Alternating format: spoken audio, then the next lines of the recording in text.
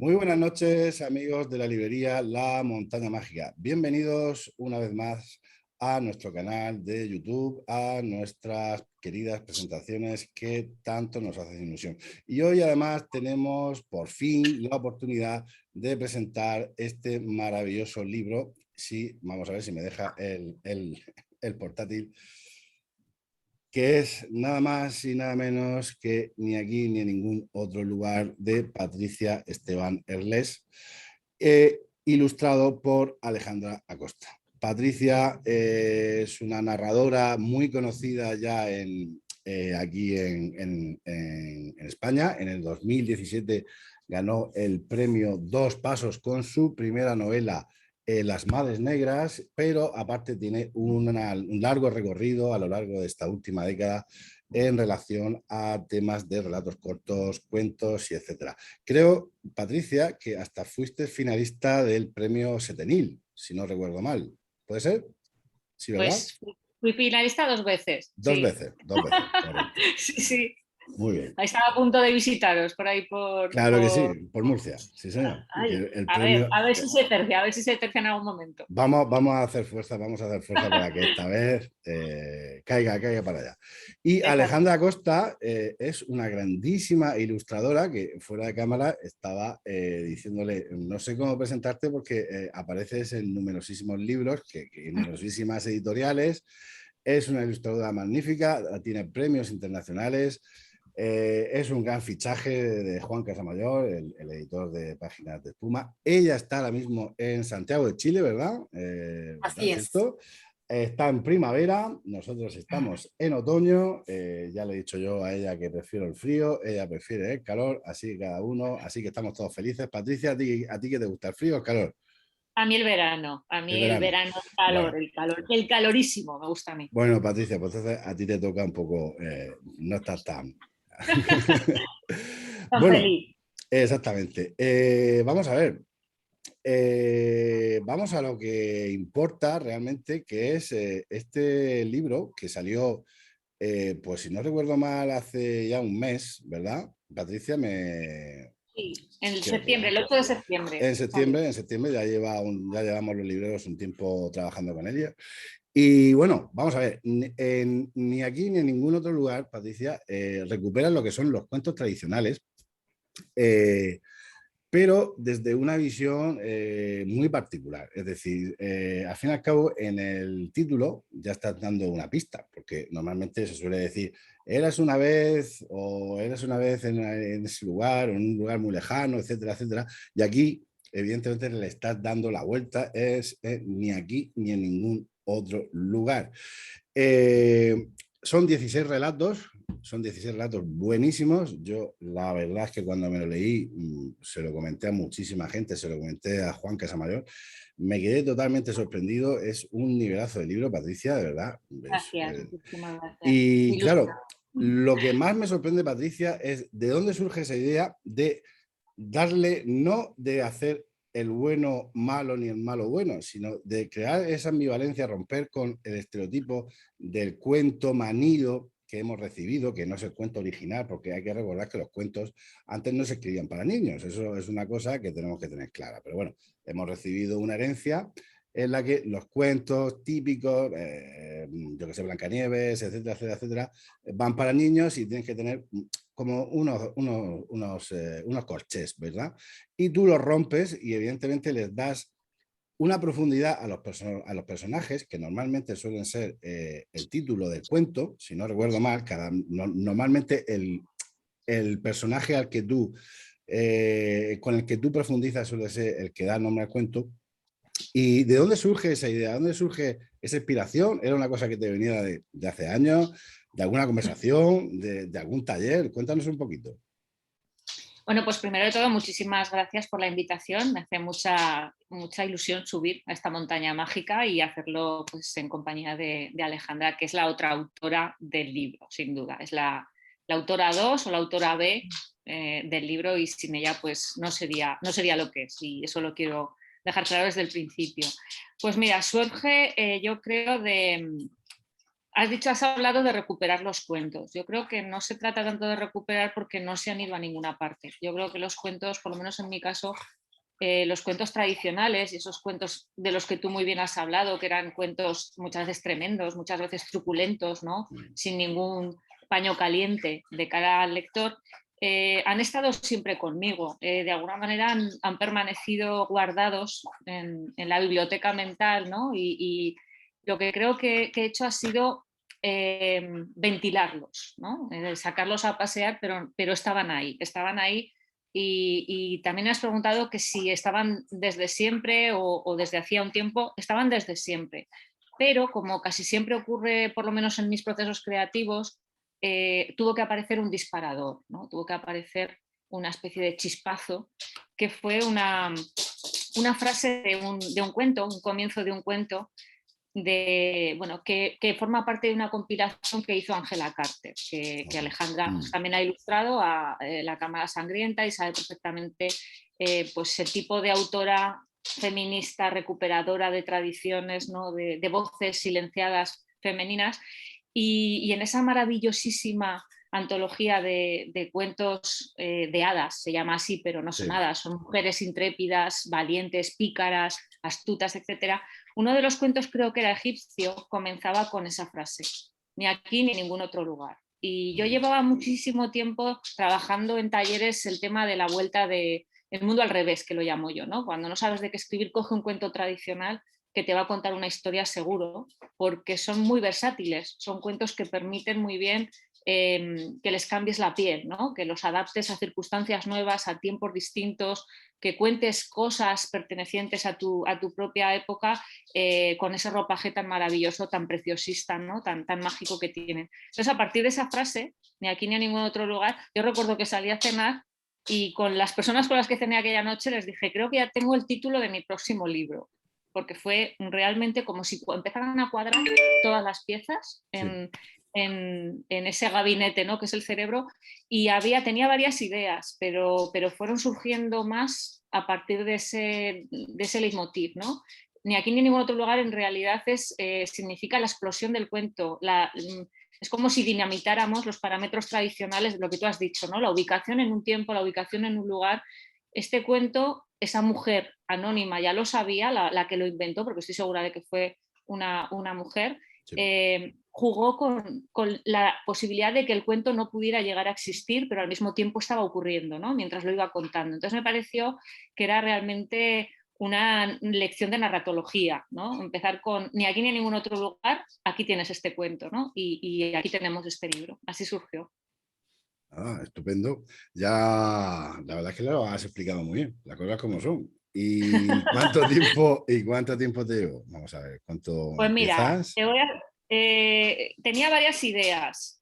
También se juntó con que me fui entusiasmando, ¿no? Yo cuando empiezo a tener un proyecto lo que me ocurre es que me vengo arriba, empiezo a juntar piezas y empezaron a surgir inspiración de todas partes, ¿no? Yo miraba Juego de Tronos y de repente se me ocurría una historia de un capítulo de Juego de Tronos. Veía un documental de Netflix y se me ocurría otra idea. Y aparte tenía varias, pues por ejemplo, las perversiones estas que llamo yo de La Bella Durmiente, de la Bella y la Bestia, que también están por ahí, etcétera, ¿no? Sí, sí, ¿Cuánto me llevó? Me quería presentar al Ribera del Duero. sí. Entonces vi que tenía un Del libro de hace 2019, 2 años, el claro. prepandémico, Sí. el último antes de la pandemia. Y entonces no tenía mucho tiempo. El protomanuscrito, que yo siempre hablo de protomanuscrito porque fue escrito a marchas forzadas para llegar al plazo, fueron 4 meses. Pero te puedo garantizar que la corrección que ha habido, no gane el Rivera, pero gane un libro maravilloso y estupendo, y la posibilidad de colaborar con Alejandra, ¿no? Fueron el año y pico posterior. O sea, ese libro está muy corregido, está muy, bueno, en los detalles y en la edición, por supuesto, que la editorial ha echado el resto. Las ilustraciones de Alejandra son una segunda lectura maravillosa, que se ha incorporado de manera azarosa, pero muy bienvenida. Y fueron 4 meses el protomanuscrito, el embrión, pero el año y pico restante he estado bueno, atormentando al equipo de producción de Páginas de Espuma, porque yo no sé las versiones de las galeradas que hemos trabajado muchísimo, muchísimo. Bueno, pero eso es buena señal, no nos engañemos. Ha sido maravilloso, Hombre, sí. además, conociendo a Juan Casamayor y compañía, vamos, seguro que ha sido hasta divertido. Seguro, seguro. Ha Bueno, tenido humor. ahí es donde aparece Alejandra.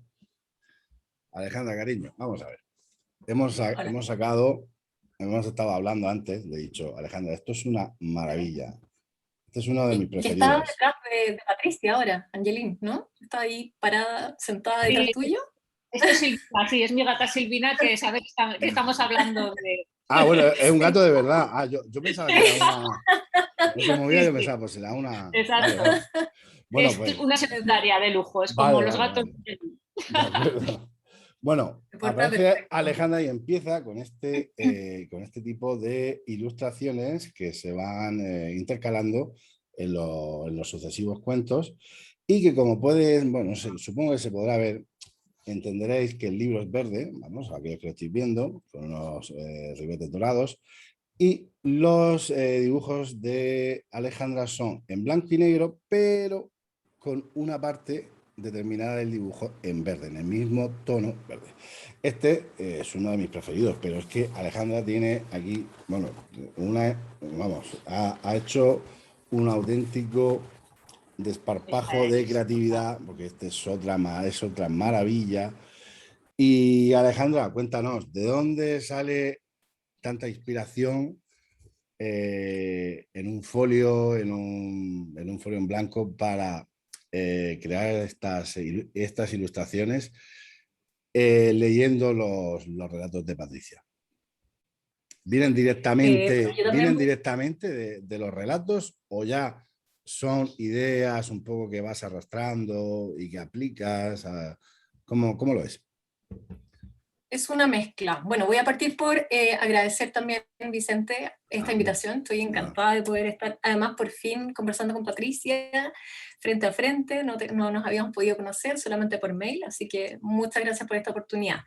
La inspiración nace de diversas formas, va llegando de a poquito. En el fondo, el primer encuentro que tuvimos con Patricia y con Juan por mail, lo único que teníamos claro era el color verde, ¿cierto, Patricia? Que aparecía descrito en algunos de los cuentos. Eh, y no había nada más claro, en el fondo sí teníamos claro que tenía que tener una estética similar a la de los cuentos tradicionales, como las versiones originales, y es una estética que a mí me gusta mucho trabajar y que ya la he trabajado desde que partí haciendo este tipo de libros con mi primer libro publicado en España del Enebro, de la editorial Jekyll and Jill, que es un sí. cuento macabro de los hermanos Grimm, y después con La Cámara Sangrienta, en ese mismo registro, luego con Aura, El Golem con Zorro Rojo, y ahora con esto. Entonces era una forma también como de continuar con este imaginario, como esta dinámica visual que vengo trabajando hace bastantes años ya, y que es algo que a mí me encanta, porque además soy muy admiradora de los grabadores del siglo XVIII y XIX, entonces para mí es un regalo poder trabajar, porque no son ilustraciones, son collages. Ah. Lo que yo hago es tomar pequeños pedacitos de distintos grabados y hacer una reinterpretación, así como una reinterpretación también de los cuentos de Patricia en este caso. Y bueno, yo creo que Patricia sabía que a mí este tipo de relatos me encanta, entonces la forma de llegar a mí con este tipo de historia, en el fondo es un poco una mezcla de inspirarme en lo que estoy leyendo, en los relatos de Patricia, pero también en mi propia experiencia como lectora de este tipo de relatos. Y también en mi imaginario, tú me preguntabas, por ejemplo, por estas espinas que Sí. rodean a la mujer que está durmiendo. Y yo le contaba a Vicente antes de la entrevista que tiene mucho que ver con la imagen que yo guardo de la Bella Durmiente, de la enredadera que rodeaba todo este reino y que no dejaba que pasara el príncipe. Entonces ahí se van mezclando cosas de mi propio imaginario desde que era niña a los elementos que a mí me obsesionan mucho hasta ahora, que son el bosque, los vestidos negros, los cuervos, los pájaros, que siempre están presentes dentro de mi obra. Entonces, como decía Patricia, son dos voces hablando un poco desde lo que las obsesiona, dos mujeres hablando de sus cosas, de sus gustos más personales, sus sueños, sus pesadillas, todo está ahí en las imágenes y en el relato escrito de Patricia. Entonces, Alejandra, has tenido en realidad libertad creativa. desde el punto de vista, vamos, desde todos los puntos de vista. Es decir, que nadie, ni Juan ni Patricia te han dicho, oye, esto no encuadra. ¿Habéis tenido algún momento en que dijerais, uy, aquí hay algo que no cuadra, o ha salido todo más fluido durante el proceso? Me dieron mucha libertad. De hecho, me mandaron el texto, me tomé un mes o algunas semanas para presentar una propuesta y les gustó. Lo que nos costó primero ajustar fue el verde, lograr ese verde específico, Vale. que es un verde más bien esmeralda. Yo Sí. había propuesto un verde más suave al principio, pero la verdad es que fue una muy buena decisión cambiar a este porque me parece que funciona mucho mejor cuando ya está impreso en proporción Claro. a la saturación del negro en las Aquí se páginas. ve, bueno, aquí no se ve bien. No, espérate, voy a buscar. Sigue, Alejandra, perdona. Es que... Entonces, eso fue como, y pequeños ajustes, como a veces Patricia tenía muy buenas observaciones con respecto al uso del color. Originalmente los collages no tenían tanta proporción de verde, entonces le agregamos más verde y la verdad es que ganó muchísimo, muchísimo. Pero sí, fue un trabajo con mucha libertad. Aquí, en esta también central, se nota muy bien el uso que hacéis del verde, que es precioso. Esta escena muy dramática, gótica, se podría decir, es preciosa también. Y le estaba diciendo yo a Alejandra que hay que decirle a Juan que haga yo qué sé, esto hay que sacar unas láminas también de estas ilustraciones, hombre, porque esto es precioso. La verdad es que... Patricia, 16 relatos, 16 cuentos. ¿Dejaste alguno fuera? Sí, se han quedado fuera del protomanuscrito del que te hablaba, de ese manuscrito escrito a marchas forzadas.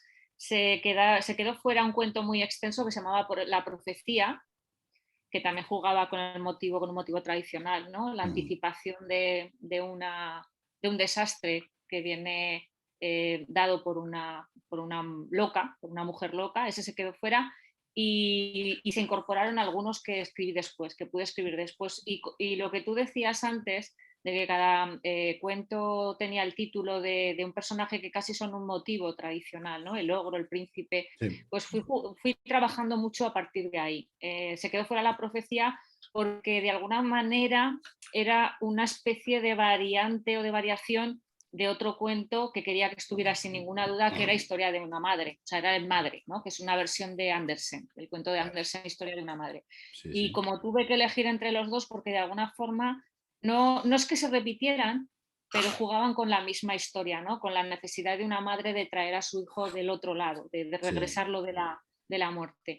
Y el príncipe también jugaba un poco con esa idea. Entonces preferí dejar el príncipe y madre y extirpar con mucho dolor de corazón la profecía, porque era un cuento de los más extensos, ¿no? Y me gustaba, me parecía un buen cuento.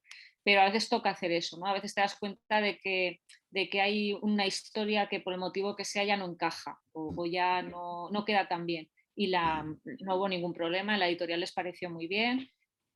No había problema con Alejandra porque era una de las historias ambientadas en la época actual y dejamos claro desde el principio que íbamos a ilustrar aquellas que tenían un aire atemporal, un aire de cuento tradicional. Entonces no hubo ningún problema, extirpamos el relato y lo metimos en formol. En algún momento haremos algo con él, pero aquí ya no podía estar. En el libro ya no. Bueno, tenemos que dar la bienvenida a otro compañero que tenemos por ahí, a un compañero Sí. nuevo. Tifón, algo. Está bien. Sí, sí. Es que además en el momento en que ven la pantalla son muy chupacámara, les encanta figurar. No, es genial. Oye, sí. Esto es la maravilla del directo, hombre. Es el directo. Aquí va a salir una meme seguro. Claro, hombre. Entonces, vamos a ver. Esto va una pregunta para las dos, que estoy seguro que las dos vais a querer responder y me gustaría que respondierais. ¿Cuánto de feminidad se ha ido extirpando a lo largo de los últimos 2 siglos y medio, 3 siglos? Digamos, Andersen sí, 2 siglos. Porque Andersen es de principios del siglo XIX, ¿no? Si no recuerdo mal. Sí, yo creo que además en el colofón figura la fecha de su muerte, ¿verdad? en el colofón del libro Sí. aparece, pero sí es día del 19. ¿Cuánto de feminidad se ha ido extirpando a lo largo de las décadas hasta llegar a nuestra época? por ejemplo, a cuando yo era pequeño, yo nací en el 76,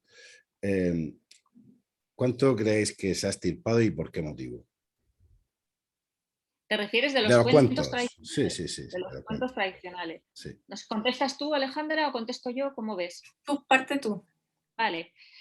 Pues hombre, yo creo que ha habido una apropiación indebida de muchas cuestiones que tienen que ver con la mujer en los cuentos y en los relatos, ¿no? Yo soy muy, muy fan de aquellos cuentos en los que aparece la presencia nítida de la mujer, a pesar de que a lo mejor no ha sido ella la que ha podido escribir la idea original, ¿no? Pero llama mucho la atención cómo en cuentos tradicionales aparecen muchos utensilios, muchos elementos que tienen que ver con la mujer, con ovillos de lana.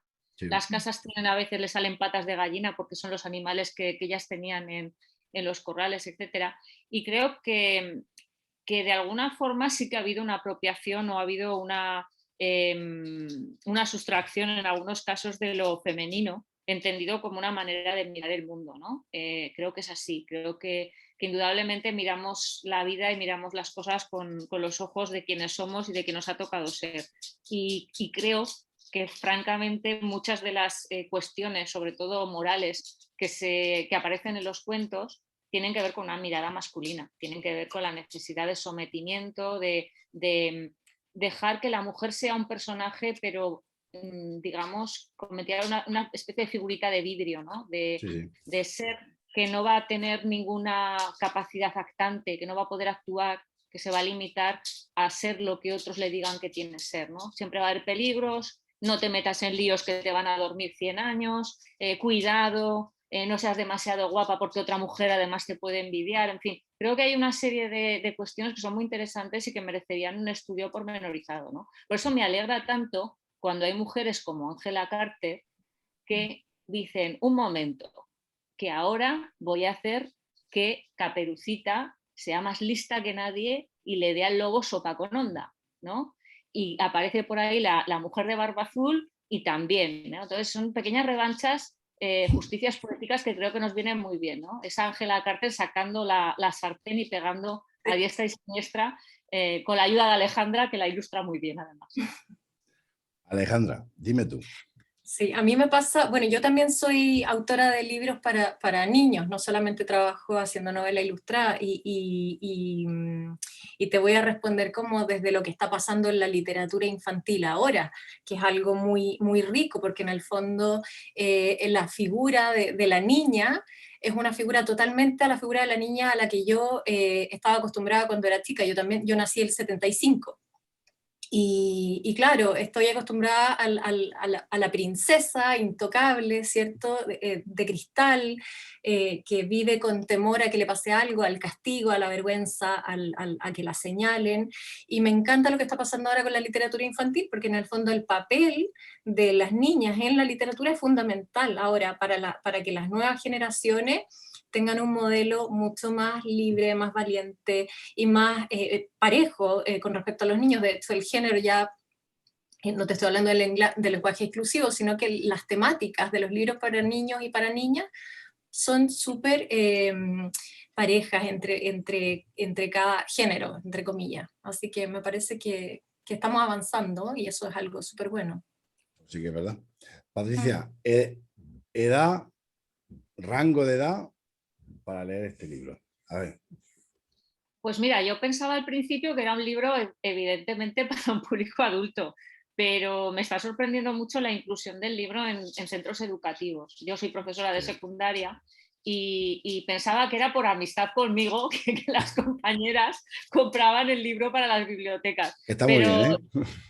sí, sí, pero eso está muy bien, pero está todavía mejor cuando te dicen pues que los chicos y chicas los están leyendo, los están entendiendo, están jugando a ilustrarlos. Hay algunos proyectos muy interesantes de ilustración de relatos en algunos centros de aquí de Aragón. Entonces, para mi sorpresa es algo que ya comentó Juan Casamayor, que él pensaba que este libro podía tener un rango de lectores juveniles, ¿no? Que de alguna forma es verdad que el lenguaje está muy elaborado, porque eso sí que me obsesiona mucho, pero la historia, la trama queda muy nítida. La historia realmente creo que son argumentos muy limpios, ¿no? Muy, muy despojados de muy lineales y que no hay demasiadas perturbaciones en los giros narrativos como para que se pueda seguir. Entonces te diría que dada la situación en la cual estamos viendo, que sí que se puede llevar a institutos, te diría que creo que puede leerlo cualquiera que tenga curiosidad, ¿no? De 0 a 99, como aquellos juegos de mesa que comprábamos cuando éramos pequeños en Navidades, ¿no? Puede jugar o puede leerlos cualquiera y seguramente dará su propia visión o tendrá su propia lectura. Sí, señor, porque además yo hoy mismo he vendido un ejemplar a una persona de mi edad. Sí, señor, ha venido porque se ha hecho eco un poco a la entrevista que estamos haciendo y realmente el rango de edad ha subido un poquito, ¿eh? Yo normalmente cuando viene ha subido un poquito. Sí que es verdad que, claro, yo lo que sí veo como librero es que como poco 10, 11, 12 años y siendo un niño o una niña muy leída o muy leído, porque a ver, hay que ser, es decir, a partir de ahí sí que es verdad que este tipo de literatura no tiene edad, como tú bien has dicho, Patricia, y si viene acompañado con las ilustraciones de Alejandra, bueno, se convierte en una belleza absoluta. Yo estoy seguro que esto va a ser, como se dice, bueno, que a mí no me gusta la palabra, pues se dice long seller, porque sí, seguro, pero a mí no me gusta. Eso, long seller, es que va a ser un libro de largo recorrido, va a ser un libro que nos va a dar muchísimas alegrías, de verdad. Yo voy a hacer todo lo posible, ya te lo he prometido, Patricia, por intentar hacer por aquí, por Cartagena, alguna incursión en en un colegio, en algún instituto. Y Alejandra, Patricia, yo no sé si queréis añadir algo más, alguna cosita más, algo que se me haya olvidado. No, yo reflexionaba ahora, Dime, dime. perdón, Patricia, No, cuando quieras. que claro, los libros ilustrados de fantasía y terror son libros que le gustan mucho a los jóvenes, muchísimo. A los lectores adolescentes de 12 años se los devoran. Entonces yo creo que sí, y tomando en cuenta también el material al que tienen acceso los niños de ahora, esto no es nada terrible, en el fondo ya no existe esta niñez protegida de los años 70, de los años 80, donde uno no tenía acceso, los papás le escondían lo prohibido, ¿cierto? Ahora un niño hace clic y puede entrar a donde se le ocurra. Entonces creo que están acostumbrados a este tipo de relatos, de lenguaje, de cosas un poco más oscuras, y me parece bien. Y depende también, claro, del tipo de criterio de cada niño o de su propia experiencia, cómo él o ella lo va a interpretar.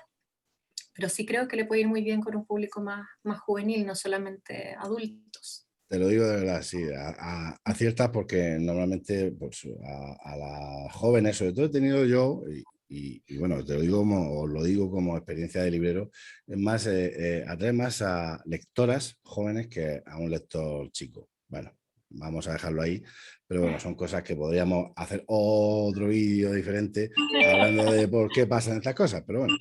Pero sí que es verdad que a partir de 11 o 12 años, las lectoras que son clientas mías, evidentemente con sus madres o con sus padres, le gusta mucho que se le ofrezca este libro así e ilustrado. Le atrae muchísimo el tema de la ilustración porque es como una llamada, es como una especie de llave que le abre ese interés. Entonces es muy, muy importante recuperar la belleza del libro. Es que es muy importante, es muy, muy, muy importante. Yo soy un amante del libro como objeto. O sea, entonces a mí este tipo, yo en cuanto lo vi le dije a Juan, ¡buf! Madre mía, esto es maravilloso. Y claro, a un libro que le gusta, pues eso se nota. Y entonces, evidentemente, yo sí he notado que a partir de 12 años, 15, a pesar de que no, Páginas de Espuma no es una de las grandes, digamos, editoriales que tienen, bueno, una publicidad enorme, en cuanto se lo pones delante este libro a una chica y a un chico también, se quedan prendadas, ¿eh? Se quedan prendadas totalmente y es que se lo llevan directamente. Es un libro que casi, entre comillas, es de los que nosotros decimos que se venden solos. Lo que pasa es que no se venden solos porque, claro, hace falta la labor del librero que paso yo, claro, que, que ese es mi trabajo. Pero de verdad que yo estoy súper contento de tener este libro en La Montaña Mágica y ojalá podamos hacer una segunda entrevista dentro de 6 meses hablando del boom total y absoluto de este pedazo de libro. Yo, bueno, nada, lo que vosotros digáis, yo ya... Lo que pasa es que Zoom nos echa, porque como estamos 3 conectados, tenemos un tiempo limitado y nos quedan menos de 10 minutos. Yo, si queréis añadir algo, alguna cosita... ¿Me dejas a Patricia. mí, Vicente? Claro, hombre, Yo, por supuesto. en relación con lo que acabas de decir tú y un poco enlazando con lo que dice Alejandra, yo creo que este libro es un artefacto. Creo que hemos pretendido entre todos, ¿no? Es una suma de fuerzas y creo que ha sido muy bonito recuperar, es un homenaje al final, ¿no? Al acto de leer, al ritual de leer, al placer que te puede crear un objeto que no es una esmeralda, pero lo parece, porque al final es un objeto muy bello, ¿no? Estéticamente parece una caja, parece un cofre y es misterioso. Y yo creo que evoca la experiencia lectora del siglo XIX, ¿no? De cuando existían estas encuadernaciones y existía lo que tú decías, ¿no? Esas ilustraciones que son llamadas, que son llaves, como tú has comentado, que son invitaciones casi tentadoras como las que aparecen en los cuentos, ¿no? Hay un personaje que te invita a pasar. Yo creo que si hemos conseguido que este libro sea algo, como tú dices, que cuando alguien lo ve queda deslumbrado y le apetece leer como un placer sin prisa, como un placer detenido, como un placer en el que tienen que ver todos los sentidos, porque es tocarlo, es olerlo, es verlo, es todo, ¿no? Menos lamerlo, que de momento no se puede, casi todo lo demás se puede experimentar. Pues creo que habremos conseguido un poco la pretensión que teníamos, ¿no? Que este libro fuera una pequeña joya de papel y tinta, simplemente. Bueno, pues Alejandra, Patricia, yo te espero aquí en Cartagena, ¿vale? Ojalá, yo encantada de Seguro. visitaros. Alejandra, yo también te espero aquí en Cartagena. Aunque Cuando claro, quiera. lo que pasa es que te pilla un poco lejos, la verdad que sí, pero bueno. Pero bueno, no sé cuántas horas de viaje son, supongo que 24 horas o algo así, pero bueno. 16 a Madrid. 16 a Madrid, uf, madre mía, madre mía. Bueno, Pues casi. bueno, seguro que tengo el pálpito de que nos coincidiremos. Tengo el pálpito, ¿eh? Ya lo veréis y seguro que nos podremos dar un abrazo y hablar tranquilamente de lo bien que quedó el libro dentro de unos meses. Ya veréis cómo sí. Bueno, Alejandra, Patricia, ha sido un honor, ha sido un placer, de verdad. Yo os dejo y yo voy a seguir vendiendo el libro porque es mi oficio. Vicente, muchísimas gracias por la labor que haces como prescriptor, que sé que es buenísima, ¿vale? Yo agradezco un montón que los libreros os impliquéis así y que seáis cómplices necesarios, colaboradores necesarios en esto de que los libros lleguen, ¿no? Me consta que es así, yo te lo agradezco muchísimo. Pues sí, yo encantado. Yo, donde hay buena literatura, donde hay un buen libro, ilustrado sobre todo, vamos, por Alejandra, vamos, yo encantado. Vamos, yo es que no tengo ya la menor duda, vamos, yo que la gente que conoce la librería sabe muy bien cuál es el estilo que yo manejo y este libro encaja perfectamente y Juan lo sabía. Bueno, un beso gigante. Un beso a Chile, un beso... Es Zaragoza, ¿no? ¿Está en Zaragoza? Zaragoza, sí. Zaragoza. Zaragoza. Un beso a Zaragoza. Que no te he preguntado. Bueno, pues un beso. Chao, chao. Nos vemos Chao, muy chao. prontito, ¿eh? Gracias. Es una promesa. Ya veréis.